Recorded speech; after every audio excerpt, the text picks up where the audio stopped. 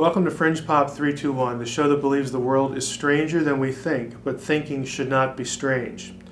Imagine you're in your bed. You've woken up for some reason. Your eyes are open, you're awake, you're looking at the ceiling.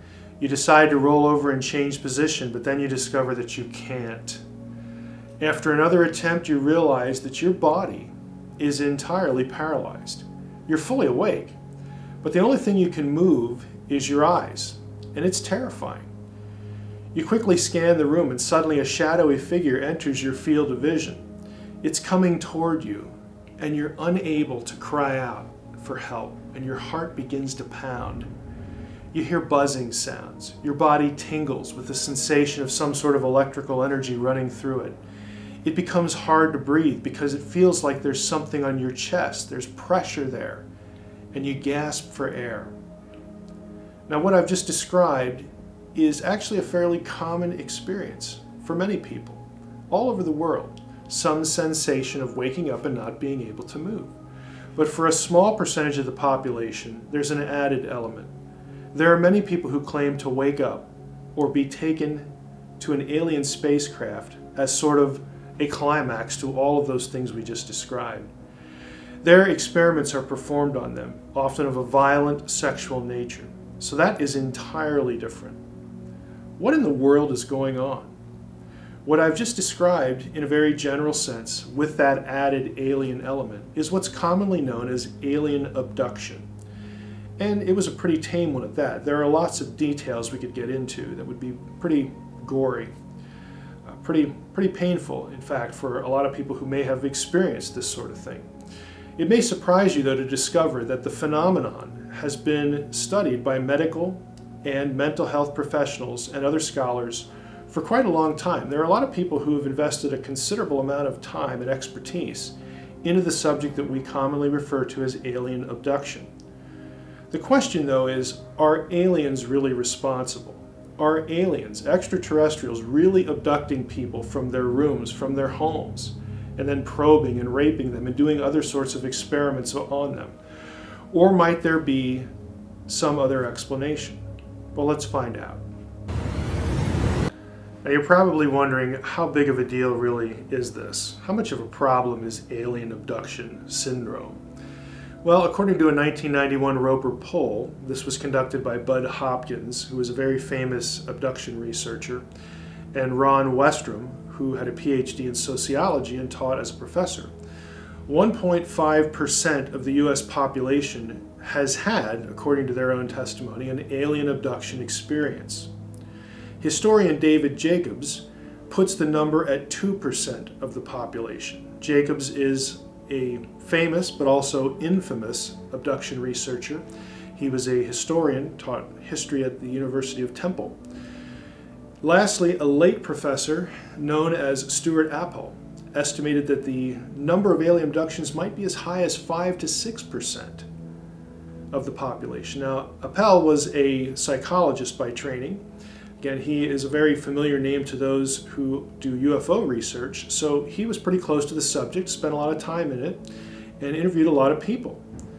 Now, if you just do the math, let's just go from 1.5% all the way up to 6%.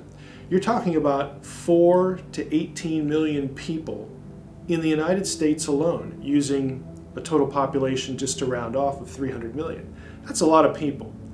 So the alien abduction syndrome is a lot more significant than we would think. When you actually do the math, the numbers are pretty high. Let's talk about the elements of the abduction narrative. What do alien abductees typically and routinely, repetitively say happens to them in this experience? Well, first there is, of course, the abduction. The abductee is rendered incapable of resisting by some means, usually unknown, and taken to an alien craft. Second, there's the examination of the abductee. And this is often, as I said before, very invasive and in some cases violent, very sexual in nature. But the examination trauma can extend to psychological issues as well. Third, there are the abductors. Now, there are several varieties of these in abductee testimony. Mostly they are small, gray-skinned beings with large heads, black eyes, small slit mouths, elongated fingers, maybe 3 or 4 fingers. That is a very typical description of who is doing the procedure. Next, there's the messaging. Abductors communicate with the abductees, we are told, telepathically. Abductees are told that they're special, they're chosen to help the aliens, help us, help the whole human race. After the procedure, after the messaging, there is the return. The abductees are returned to Earth, at least again that's the way the story is told, occasionally in a different location from where they were allegedly taken, or with new injuries or disheveled clothing. Sometimes abductees are taken back to the same spot, but other times it's someplace new.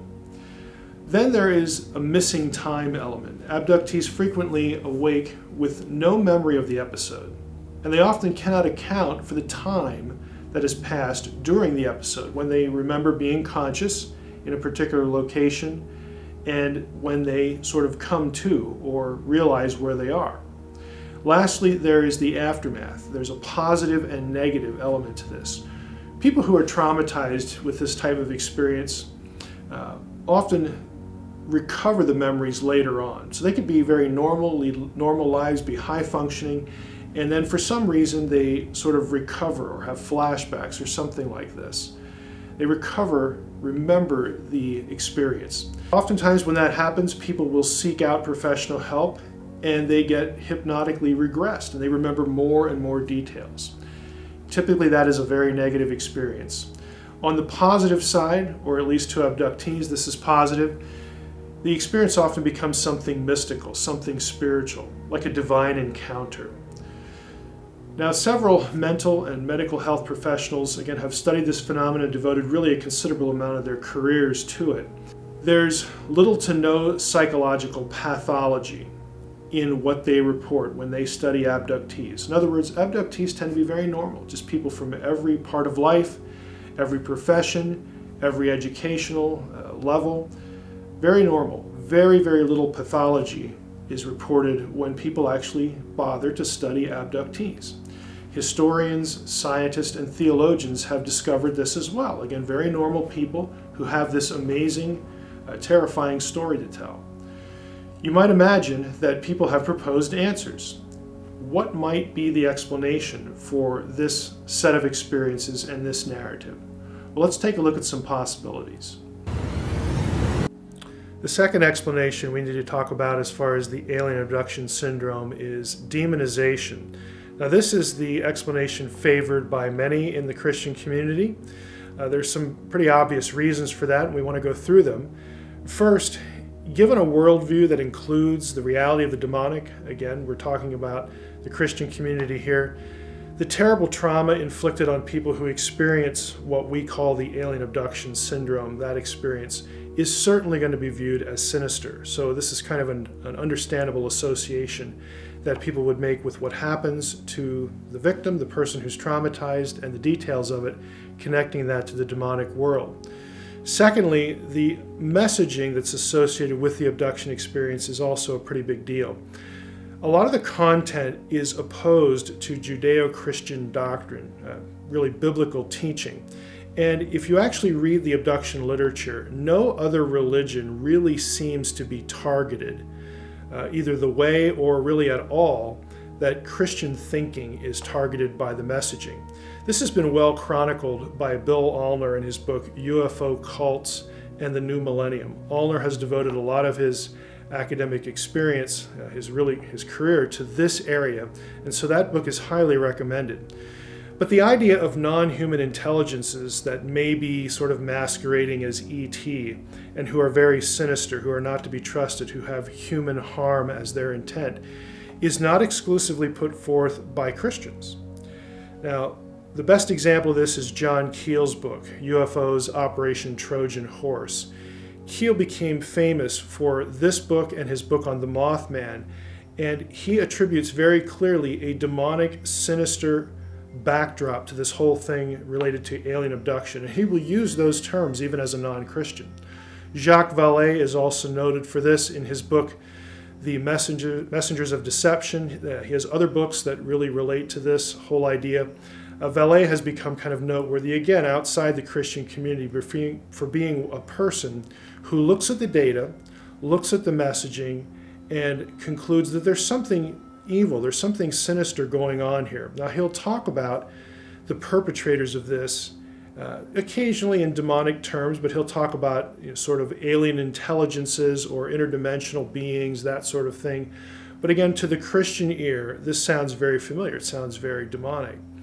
Now, as far as specific examples of messaging elements that are contrary to Judeo-Christian thinking in the Bible, very quickly, you have the element of monism. This is the idea that all is one. Monism is a denial that there is a firm distinction between a creator and the creation. Everything is one. This makes sort of God either non-personal or part of the material world. It's very contrary to biblical thinking, but very common in abduction narratives and contactee narratives as well.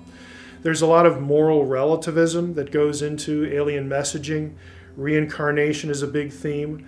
You might be thinking, well, didn't Christians in years gone by in the early church teach that? They actually did not, and that's a good topic that we'll devote some attention to later in Fringe Pop. But that is not the case. And so for Christians who realize that, who sort of know the history of this discussion, when that element pops into the abduction narrative and the messaging, the flags go up right away. There's also the notion of personal godhood that's involved in alien messaging, that we really, we humans really are God in some sense. We're divine. We have this innate divinity about us. So that's going to be a theological red flag. And along with that, there's an idea of human divinization, that we are sort of on the path to becoming gods. Really in sort of a sense that we're going to be beings that get to live out in space and populate our own worlds and that sort of thing. We're going to be like them. We're going to be like the alien creature that we think is abducting us. Those are all, again, message elements that really drive a lot of people, especially in the Christian community, toward a demonic explanation. But there's actually another reason why the demonization view sort of gets a lot of momentum. And that is, if you actually look at the abduction accounts and go through the literature, go through the witness testimony, they have a number of specific points of overlap, especially the sexual elements, with accounts of incubus and succubus in medieval literature. These are demons that allegedly had sexual contact with humans. The compendium for this sort of material in, again, the late Middle Ages, the Renaissance era, is the Malleus Maleficarum, 1487. If you read any of that, you're going to see very obvious points of overlap between what people describe in those experiences and alien abduction.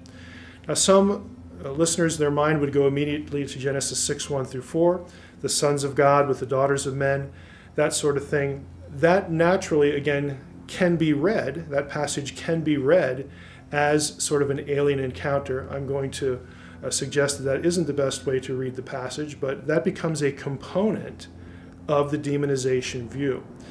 Now, as far as a good resource for this, Demon Lovers is a book that has sort of collected the academic research into incubus, succubus accounts, also accounts of the, quote, old hag, that are, again, often sexual in nature. But this material has been collected by Stevens in this work, Demon Lovers, and it really goes through a lot of the details. And again, if you read this literature, this is academic literature. Stevens is a scholar. If you read the literature, you're going to see very clearly that there are demonstrable, specific points of overlap with the alien abduction story. Fourthly, there are also indications that what happens to the abductee in this experience offers a considerable overlap with satanic ritual abuse testimony. Now, in the 1992 MIT Conference on Alien Abduction, and yes, we're talking about that MIT, they actually had a conference on alien abduction. In that conference, there were a number of scholars who gathered and presented research papers and talks on the whole issue of alien abduction. Those papers, the proceedings of the entire conference, have been published. Now, the publication is called Alien Discussions. It is a collection, again, as I just noted, of all the papers. But there's one paper in particular in that book that's noteworthy. Gwen L. Dean, her paper on comparisons of abduction accounts with ritual maltreatment is, again, sort of an astonishing read. We're not talking about 3 or 4 points of overlap with or between alien abduction accounts and satanic ritual abuse. It's a few dozen. It's really kind of remarkable, even sort of the clinical medical background to the examinations and whatnot. So when Christians look at this material, they think, well, what else can we think? This must be demonization. Lastly, as far as, again, why this would be a sort of a dominant view within the Christian community, there's the work of CE4 Research Group. This is headed by Joe Jordan. Joe works with abductees, and he has over 50 documented cases where the abduction experience and repetition of the experience, but either involving a person or a person and their extended family, other family members, that the experience has been stopped by appeal to Jesus Christ. So again, when you're a Christian and you come into contact with this topic and you look at the panoply of what's going on, all of these issues, it's very understandable, very easy to gravitate toward the view that this is just nothing more than demonization. Now, we need to evaluate the demonization view just like we evaluated the alien hypothesis. This view has some merit, but with certain qualifications. Now, I personally know Joe Jordan. I know the work of the CE4 Research Group. Joe is a good guy. He's honest, and I have met some of the abductees that he works with, and I can validate their stories about their experiences calling on the name of the Lord to stop the abduction experience. So I know that for a good number of people, again, in his case that he works with, this really works. This helps. This is the solution to the abduction experience. And so in those cases, that really contributes to the notion that we might have a demonization issue here. Nevertheless, the approach, again, the answer, the suggestion has some of the same problems as kind of other things that Christians sort of get involved in with the supernatural, such as deliverance ministry. And that is, it doesn't always work. You would think, why would appealing to Jesus, why would Jesus say no to a particular person and allow an abduction experience to continue? So the fact that it doesn't always work, it's not just like flipping a switch. We pray a prayer and the abduction experience goes away. That also is not true. There are people who, again, have prayed, do this, again, work with Joe. Joe works with them, and other Christians, again, who are really oriented by this approach, and it doesn't always work. So I would suggest to you, well, maybe in the cases where it doesn't always work, maybe the cause is not demonization. Now, I would still say, though, that we need to keep it on the table because we have a supernatural view, at least I do. I'm not a materialist. So I think it's one of several possible explanations. I should add, before we move on to our next possibility, that in relation to Genesis 6:1 through 4, again, as a biblical scholar, I know that this can be read, this passage about the sons of God can be read to sort of reinforce the demonization view of alien abduction. I don't think that's the right way to read the passage. We don't really have anything specific in terms of excruciating precise detail that matches or aligns with what's going on in an abduction experience. Again, they're not taken anywhere. The women, who are in the passage aren't taken to a spaceship. They don't have experiments done on them. There's a lot of disconnections, if you really think about it, between what's going on in Genesis 6:1 through 4 and how that passage filters down into other passages in biblical theology and the alien abduction experience. So it's not a precise fit. So personally, even though this is on the table for me, I think Genesis 6:1 through 4 is talking about something altogether different. Lastly, I would say with the demonization view, there are also disconnects with the medieval sources, or at least things that we need to think about. And again, evaluate, because we need to be honest with the data.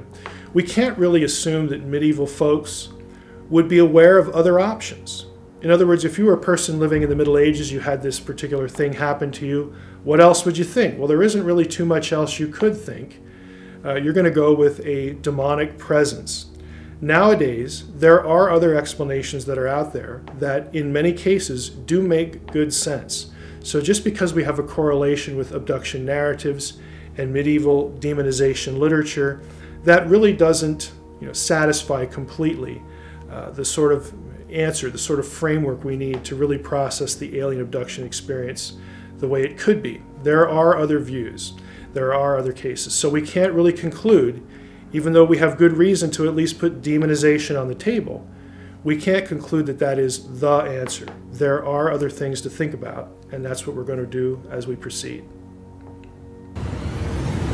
If you think back to the abduction experience that we described at the beginning of our episode, that was a textbook example of sleep paralysis. Of course, we added an alien element to it. Now, research into sleep paralysis, especially the most recent research, has made it the leading explanation of alien abduction reports among the majority of people who are interested in this subject. For instance, Ann Cox, in her article Sleep Paralysis and Folklore, estimates that roughly 40% of the population has experienced some sort of paralysis event during sleep. Now, that is a very large number, and so it has some explanatory power just in terms of the numbers. But sleep paralysis actually has a surprisingly high correlation with narrative elements in the alien abduction experience. That might sound a little odd because when we presented the sleep paralysis episode, I noted that for a small percentage of people, they have this added element of the alien. Well, sleep paralysis research actually does account for that. Scholars and researchers have found that when they induce sleep paralysis in a laboratory situation, people actually do see things along with the paralysis event. And some have even used words like alien and extraterrestrials in what they report. So we have in sleep paralysis something that feels fairly comprehensive for many researchers in how to explain these things. You have the supernatural entities, you have the pressure on the chest, you have sort of touching and probing sensations, you have that tingling sensation going on. You have a number of elements that abductees report. Surprisingly as well, you get even more details. A sensation of being lifted off the bed, levitation, that sort of thing. That's important when sleep paralysis sufferers report this, because that would account, in the mind of many researchers, for the sensation of leaving a room, being taken out of the room, being taken off the bed. That is, again, a stock element of sleep paralysis, at least for many sufferers. Even out-of-body experiences have been reported during sleep paralysis research and even in instances where it's been induced. So what we have in sleep paralysis in the mind of many is sort of a comprehensive answer to what people might think is an alien abduction, an alien coming into their room and taking them out of the room and doing things to them. You actually can account for the elements with this view, but we need to take a little bit more of a look at it to really see why it's been so attractive recently. Now, I alluded to the fact that the cause of sleep paralysis has been discovered and reproduced in controlled conditions. According to a study published in the Journal of Neuroscience about the identification of the transmitter and receptor mechanisms responsible for REM sleep paralysis. During REM sleep, the CNS, that's the central nervous system, is intensely active, but the skeletal motor system is paradoxically forced into a state of muscle paralysis. The mechanisms that trigger REM sleep paralysis are a matter of intense debate. Here, in this paper, we identify the transmitter and receptor mechanisms that function to silence skeletal muscles during REM sleep. Another article notes that muscle atonia, that is, the loss of muscle tone, is a feature of rapid eye movement REM sleep. If a person is simultaneously awake and in REM sleep, muscle atonia is experienced as sleep paralysis. In other words, the person is awake but unable to move voluntarily. Recent studies now indicate that glycine and another neurotransmitter, gamma-aminobutyric acid, GABA, are simultaneously needed to induce muscle atonia to REM sleep.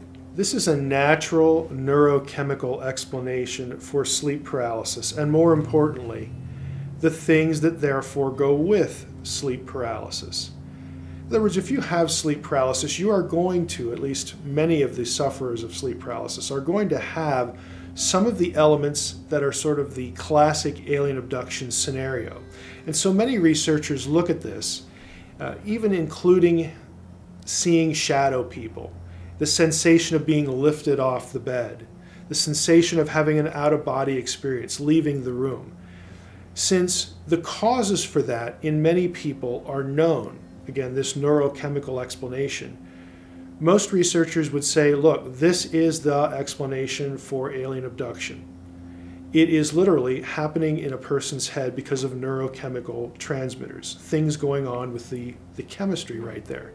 Now that doesn't minimize the fear, because that's very real. The hallucinations, the sensations that this produces, even if it's entirely a neurochemical solution to this, an answer, it doesn't minimize how people feel about what they experience. And so we shouldn't take work on sleep paralysis, at least those who opt for this explanation, as being sort of a dismissal of the experience. It really isn't. If you read the literature, you find out pretty quickly that the experience itself is taken quite seriously.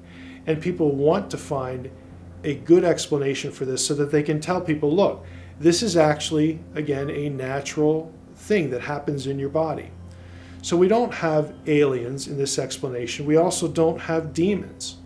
We have, again, under lab conditions, very specific neurochemical explanations for what's going on. We don't need demons, again, to be coming into the room and having sexual experiences with a person, or of course extraterrestrials.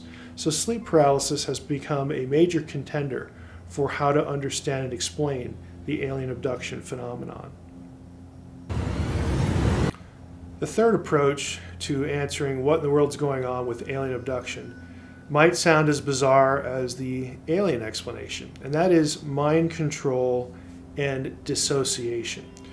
Now, what we're talking about here is people who are deliberately traumatized in some way, or we'll use a word like programmed in some way, or given a memory, in this case of an alien abduction, intentionally by someone else. This view really takes us into government programming, for lack of a better term.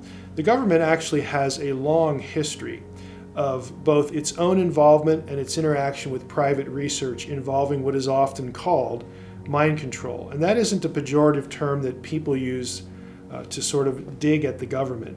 This is terminology that you would find actually in government documentation itself. These are things like drugs, shock treatments, and again, other things that I think we could rightly call abuse, done to people, in some cases knowingly, but in many cases without their knowledge, to induce certain things, induce certain memories, or to program them to do certain things. Now, the most public example of this is MK Ultra. This was exposed in 1973 in the Church hearings. MK Ultra is actually a pretty big deal, and we will have to devote some serious time to it in future episodes of Fringe Pop. But for now, if you wanted to sort of catch up on MK Ultra and the history of our government in these sorts of areas, I recommend the book Brainwash and also the book Mind Wars.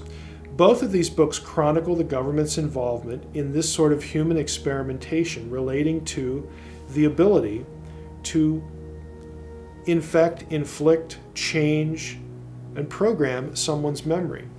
Now, in MK Ultra's case, that one, because of the Church hearings, is a little more commonly known. Nowadays, the movie Split would probably take you into familiar territory, but this is deliberate trauma, deliberately doing something to a person to give them a specific memory, or that causes the sort of outgrowth of a specific memory. Now, in the case of many trauma victims, this is a natural brain function. They're traumatized and their brain sort of splits them off. It takes them to a different place. This is what used to be called multiple personality disorder. What we're talking about here more seriously is experimentation done on people specifically to create that. And that's what makes it really deeply sinister. It's very possible that in this process, again, just human experimentation, that this was done to certain people and memories of an alien abduction were actually implanted into a person. In other words, it never really happened, but it was given to a person. This work goes well back into the 1950s and on, into even modern day. Now, with respect to modern times, for now, this is on the table in part because not just that MKUltra is a known phenomenon, but it's also on the table because there are specific researchers in this area that have managed to find a correlation between people who were involved in these programs in government. This is actual government documentation, whose names also show up very curiously in alien abduction literature, and in some cases even testimony of abductees. Now, the fact that that correlation even happens is very suggestive to some people that we might have something deliberate going on here with certain individuals, and for their cases, it would explain their abduction memory. Now, there are a couple important researchers for this particular perspective on what might be the explanation for the alien abduction phenomenon. And the researchers here include one high-profile abductee, herself, whose research was once totally focused on the alien hypothesis, but she has since done a 180 on it. She doesn't buy the alien view anymore. The first I'll mention here is Jack Brewer's book again.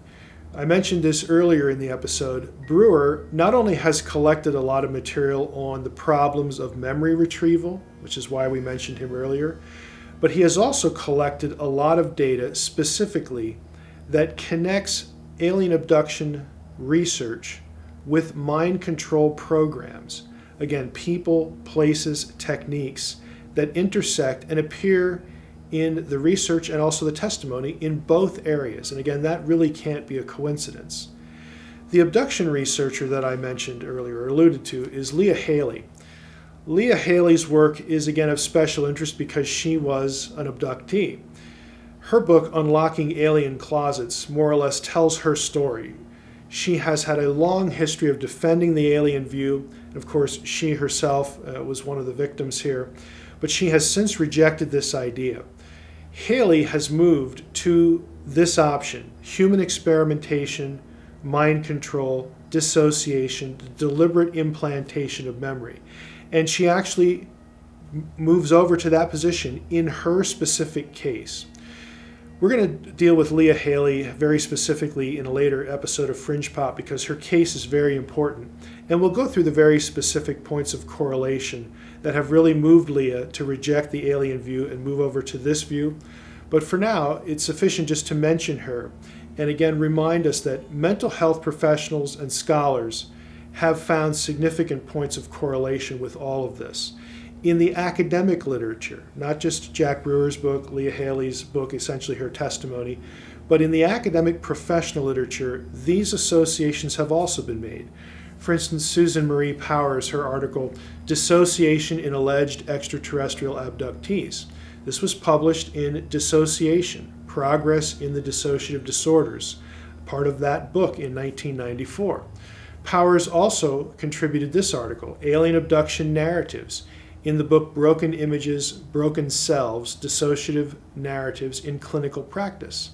That was 1997. Elizabeth Loftus is a very familiar, very famous, I think it's fair to say, researcher on memory and these sorts of topics, and she herself has contributed to the alien abduction discussion in her essay of the malleability of memory, planting misinformation in the human mind, a 30-year investigation. This was published in the journal Learning and Memory in 2005. Now, this is serious academic research that, I'll admit, this option sounds a little bizarre. Mind control, dissociation, deliberate implantation of memory. But it really needs to be on the table because of the academic research, the time, in Loftus's case, 30 years, that's really been put into this. These correlations do exist, and so this gives us another option besides aliens and demons for what might be going on with some people in relationship to their experience of alien abduction. I think we can all tell that the subject of alien abduction is a pretty complicated one. But what we might not have known before viewing this episode anyway is a lot of academics, a lot of professionals have paid attention to this to try to come up with an answer. And we've laid out the options on the table for you. And I think if you go to the website and check out the resources for this episode, you're going to find a lot of fascinating information. Again, that isn't just something peripheral. It isn't just something that people are doing this as a hobby. These are mental and medical health professionals, researchers, theologians, historians. It runs the gamut. There's a lot of serious literature on the alien abduction phenomenon, and there's really quite more than one way to look at it. So thanks for watching. Please come back for our next episode, because what you know may not be so.